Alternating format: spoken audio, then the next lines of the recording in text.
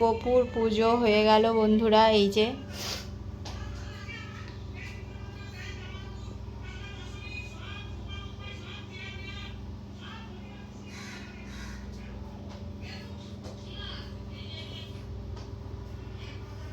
এই পাগড়িটা আমি গপুর জন্যে, পাগড়ি ঠিক না, মুকুটটা আমি গপুর জন্যে নিয়েছিলাম তারাপীঠ থেকে।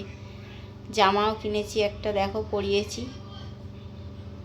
খেললাম কিনেছি গপুর জন্যে, এই যে দেখো খেললাম, ক্যাডবেরি, জুস সব কিনেছি, কিন্ডার জয়।